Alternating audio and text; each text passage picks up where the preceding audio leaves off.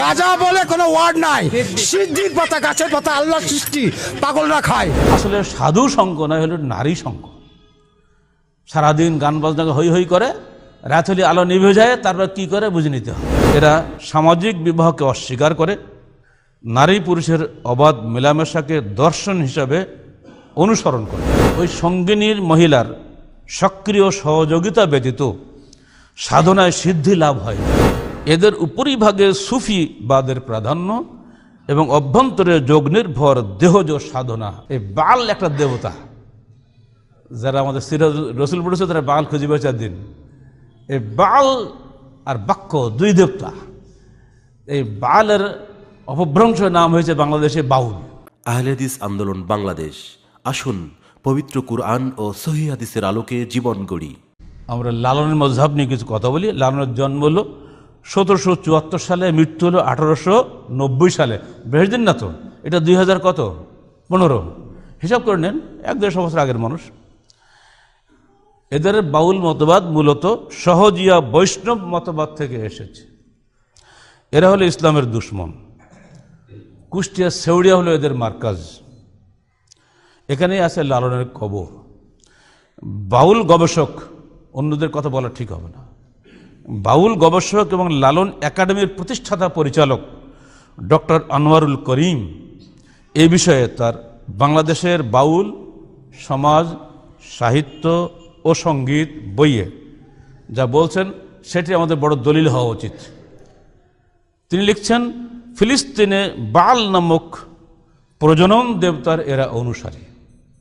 আমাদের ছেলেরা নহর বইতে বাংলা বাক্য আছে না, বাংলা বাক্য দেখছো না তোমরা, সবাই মুখস্থ। এটা এই বাল একটা দেবতা, যারা আমাদের সিরাজ রসুল পড়েছে তারা বাল খুঁজে বেচার দিন। এই বাল আর বাক্য দুই দেবতা। এই বালের অপভ্রংশ নাম হয়েছে বাংলাদেশে বাউল। এটা কিন্তু আমার কথা না, একেবারে লালন একাডেমির প্রতিষ্ঠাতা পরিচালক যিনি, এটা তারই বক্তব্য, ডক্টর আনোয়ারুল করিম। তার লিখিত বইয়ের নাম বললাম, সেখানে তিনি এটা বলছেন। আমি সেখানে সংক্ষেপ করি বলি। ফলে মৈথুন ও যৌনাচার এই ধর্মের অঙ্গীভূত। এদের উপরিভাগে সুফিবাদের প্রাধান্য এবং অভ্যন্তরে যোগ নির্ভর দেহজ সাধনা। এরা ব্রাহ্মণ্য ধর্ম ও শরীয়তি ইসলামের বেড়া ভেঙে নিজেরা মন মতো করে একটা পথ তৈরি করে নিয়েছে। এজন্য তারা বলে, কালী কৃষ্ণ গড় খোদা, কোনো নামে নাহি বাধা, মন কালী কৃষ্ণ গড় খোদা, বলো রে বলো। বাউল তত্ত্ব 53-54 পৃষ্ঠা। আমরা বলে দোষ হবে, তাদের মূল ব্যক্তির বক্তব্য এগুলো। বাউল সাধনায় সাধন সঙ্গিনীকে ওরা গুরুজি নামে অভিহিত করে, কারণ ওই সঙ্গিনীর মহিলার সক্রিয় সহযোগিতা ব্যতীত সাধনায় সিদ্ধি লাভ হয় না। তাই তাকে চেতন গুরু বলা হয়। এরা সামাজিক বিবাহকে অস্বীকার করে, নারী পুরুষের অবাধ মেলামেশাকে দর্শন হিসাবে অনুসরণ করে। ওই বইয়ের 15-16 পৃষ্ঠা বাজার কিনতে পাওয়া যায়, পড়ে দেখবেন। নারী ছাড়া এদের সাধনাই হয় না। এরপরে আরো ন্যাক্কারজনক কথা আছে, বলতো ঘৃণা হয়। পুরুষের শুক্র, নারীর রজ, মল ও মূত্র, এগুলো খেলে তাদের শরীর নিরোগ থাকে, ডাক্তার লাগে না। এগুলো এই 4টা জিনিস একত্রে মিলিয়ে তার নাম দিয়েছে প্রেম ভাজা।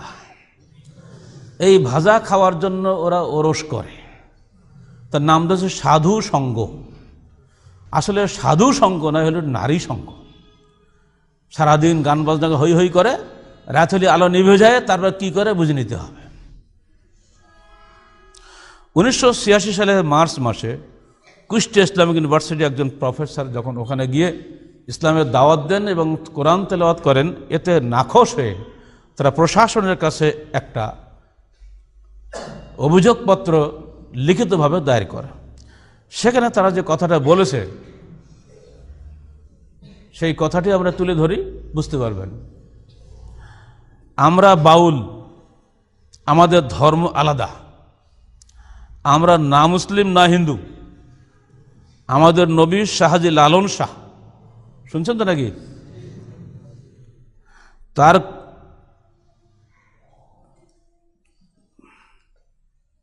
তার গান আমাদের ধর্মীয় শ্লোক।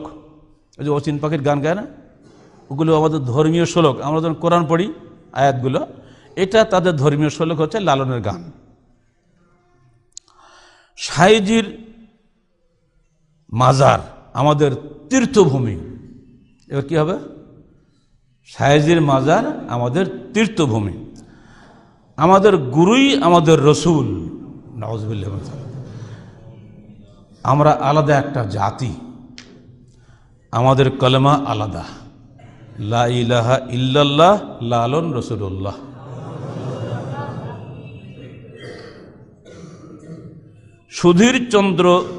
সুধীর চক্রবর্তী লেখা এই বইটা, ব্রাত্য লোকায়ত নাম, লালন, দ্বিতীয় সংস্করণ 1998 সাল, পৃষ্ঠা 4 থেকে 95। এটা কি হিন্দু লেখা বই?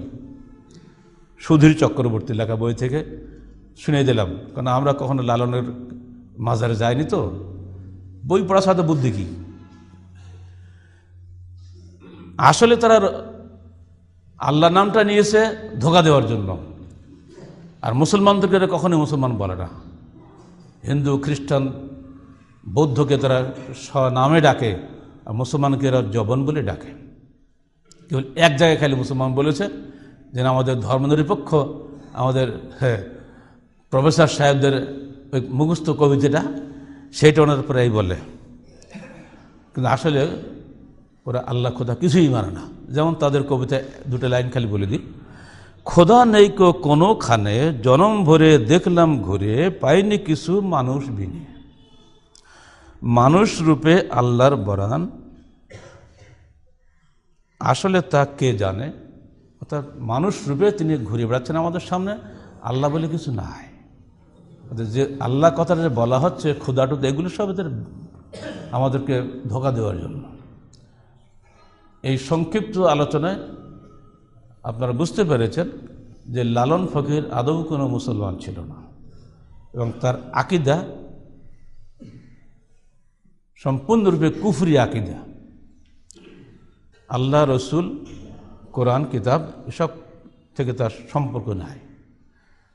এ সম্পর্কে না জানার কারণে, অজ্ঞতার কারণে মুসলিম উম্মাহ বিভ্রান্ত হচ্ছে। আমাদের দায়িত্ব মানুষকে সাবধান করা, তাই করে যাচ্ছি, এর বেশি কিছু নয়। আল্লাহ পাক যাকে হেদায়েত করবেন তিনি হেদায়েত পাবেন, যাকে আল্লাহ পথভ্রষ্ট করবেন তাকে কেউ ঠেকাতে পারবে না।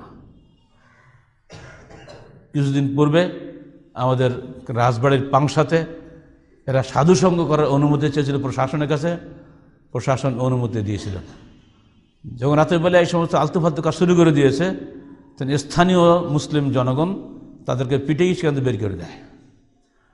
প্রশাসন দৌড়ে গিয়ে স্থানীয় জনগণকে উল্টা গ্রেফতার করে ওদেরকে অনুমতি দিয়ে দেয়। কথা বুঝছেন? এখানেই তারা থেমে থাকেনি। ঢাকা এয়ারপোর্টের সামনে লালনের ভাস্কর্য স্থাপনের দাবি করা হয়। ভাস্কর্য যখন তৈরি করতে যাচ্ছে সরকারের পক্ষ থেকে, তখন স্থানীয় আলেম ওলামায়ের বাধা দিলে সেটা বন্ধ করা হয়। আবারও দাবি উঠতেছে সেখানে কিছু করতে হবে। এত একটা মহামানুষ, তার নাম কিছু না করলে কি হয়? যাকে বিদেশি লোকেরা ঢাকা এয়ারপোর্টে নেমেই আগে লালনের চেহারা দেখে বোঝে এদেশের মানুষ কতই না ভালো, কতই না সুন্দর, তারা লালনের ভক্ত। কিছু সংখ্যক সেকুলার নামধারী, উদার নামধারী, মুক্তমনা নামধারী, মুসলিম আরবি নামে নামাঙ্কিত কিছু সংখ্যক কুফরি দর্শনের অনুসারী ব্যক্তি প্রশাসনের ভিতরে ঘাপ মেরে থেকে প্রশাসনকে সবসময় বিপথে নিয়ে যাওয়ার চেষ্টা করে। অথচ মুসলিম উম্মার ট্যাক্সের পয়সায় দেশ চলে, প্রশাসন চলে, আর তাদেরই টাকা ব্যয় হচ্ছে এই সমস্ত কুফরি কাজ। আমরা উম্মতকে সাবধান করছি, এদের লিখিত বই পড়ে আর অচিন পাখির গান গিয়ে যেন আপনারা হারিয়ে যাবেন না। আমরা অচিন পাখির ইবাদত করি না, আমরা পরিচিত আল্লাহর ইবাদত করি। আল্লাহ আছেন বলে দৃঢ় বিশ্বাস রাখি। আল্লাহকে ডাকলে আল্লাহ কথা শোনেন, আমরা চোখে দেখতে পাই। নবী রসুলদের হাতে এর বহু প্রমাণ আমরা দেখেছি, এ যুগেও আমরা দেখতে পাই। বিপদে আপদে আমরা আল্লাহকে ডাকি। যদি আল্লাহ অচিন হইতেন আমরা আল্লাহকে ডাকতাম না। আল্লাহ যদি কোনো ক্ষমতায় না থাকতো আমরা আল্লাহকে ডাকতাম না। আমরা দেখতে পাচ্ছি, আমি একটা বড় ডাক্তার হওয়া সত্ত্বেও আমার অজান্তেই আল্লাহ আমার রূহ কবজ করে দিচ্ছেন, একটু ওষুধ খাওয়ারও সময় দিচ্ছেন না। আমি একজন যুবক ছেলে দাঁড়িয়ে আছি, হঠাৎ আমার রূহ বন্ধ হয়ে যাচ্ছে, কারোরই কোনো ক্ষমতা নাই আমাকে ঠেকিয়ে রাখার। অথচ স্টিফেন হকিংস, এ যুগে আইনস্টাইন বলে খ্যাত, পড়ে আছে যে 62 না 63 সাল থেকে, 21 বছর বয়স থেকে এখন 74 বছর তার বয়স। এতই ডাক্তার কবিরাজ পাশে লেগে আছে, ওর স্বাস্থ্য আর ভালো হয় না, ও মরেও না। আর বলে আল্লাহ বলে কিছু নাই, পরকাল বলেও কিছু নাই। এত মহাজ্ঞানী কিন্তু আল্লাহকে চেনেনি। অতএব আল্লাহর হাতেই সব কিছু। ইন্নাল্লাহ আলা কুল্লি শাইইন কাদির, আল্লাহ সকল ব্যাপারে ক্ষমতাশালী। এই বিশ্বাস নিয়েই আমরা আল্লাহর ইবাদত করি। এই বিশ্বাসের বিরোধী যা কিছুই হবে সব কিছু এক কথায় কুফরি। আল্লাহ পাকের স্পষ্ট নির্দেশ, ওয়ালাকাদ বাআসনা ফি কুল্লি উম্মাতিন রাসূলান আন ইবুদুল্লাহ ওয়াজতানিবুত তাগুত। আমরা প্রত্যেক উম্মতের কাছে রসুল পাঠিয়েছি এই একটি দাওয়াত নিয়ে যে তোমরা আল্লাহর ইবাদত করো, তাগুত থেকে দূরে থাকো। আর যে ভবিষ্যৎবাণী আল্লাহ রসুল করে গেলেন, একটু হাদিসটা শুনেছেন, মা আনা আলাইহি ওয়া সাহাবি আল-ইয়াউম, আজকের দিনে আমি এবং আমার সাহাবীরা যে দিনের উপরে আছি, এই দিন থেকে যারাই বিচ্যুত হবে তারা মুসলমান থাকবে না, নিঃসন্দেহে প্রকৃত মুসলমান থাকবে না। অর্থাৎ 72 ফেরকা জাহান্নামী হবে। যদি এরা মুসলিম বলে দাবি করত তাহলে এরা অবশ্যই পথভ্রষ্ট 72 মধ্যে একটা হতো, তাই না? কিন্তু ওরা মুসলমান বলে দাবি করেনি। আপনি কেন জোর করে মুসলমান বানাচ্ছেন তাদেরকে? ওরা নিজেরাই দাবি করছে না, আপনি বলছেন ওরা মুসলমান বললে হবে? অতএব এই সমস্ত উদ্ভট এক একটা মতবাদ এসে মানুষকে বিভ্রান্ত করে। বিভাগীয় শহর হিসেবে এখানেও আসছে শিক্ষিত লোকদের মাধ্যমে, যারা এইসব বিষয়ে কিছুই খবর রাখে না, কিন্তু ডিগ্রি নিয়ে ঘরে বসে আছে।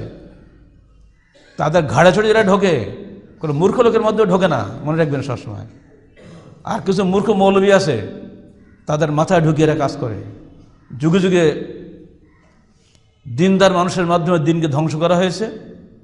যুগে যুগে উচ্চশিক্ষিত এবং উচ্চ পদস্থ উচ্চ মর্যাদা সম্পন্ন মানুষকে দিয়েই দিনকে ধ্বংস করার চেষ্টা হয়েছে। শয়তান এটা করে গেছে, এরা শয়তানের প্রতিমূর্তি। অতএব আমাদেরকে সাবধান থাকতে হবে। ওমিন শাররিল ওয়াসওয়াসিল খান্নাস আল্লাযী ইউওয়াসওয়াসু ফি সুদুরিন নাস মিনাল জিন্নাতি ওয়ান নাস। নাস ফালাক বারবার পড়বেন, অর্থ বুঝিয়ে পড়বেন। আল্লাহ তুমি আমাদেরকে শয়তানের ধোঁকা থেকে বাঁচাও, যে শয়তান আমাদের অন্তরে ঢুকে ধোঁকা দেয়, জিনের মধ্য থেকে, মানুষের মধ্য থেকে। সে মানুষ কি সাধারণ কামলাখাটা মানুষ নাকি? তার কথা শুনবে? রিক্সাওয়ালা মানুষের কথা শুনবে? আমাদের মতো উচ্চশিক্ষিত মানুষের মাধ্যমেই কিন্তু এগুলো হচ্ছে। অতএব ভাইরা সাবধান। আল্লাহ পাক আমাদেরকে যাবতীয় পথভ্রষ্টতা থেকে রেহাই করুন। পবিত্র কোরআন ও সহিহ হাদিসের সঠিক পথে চলার জন্য আল্লাহ পাক আমাদেরকে তৌফিক দান করুন।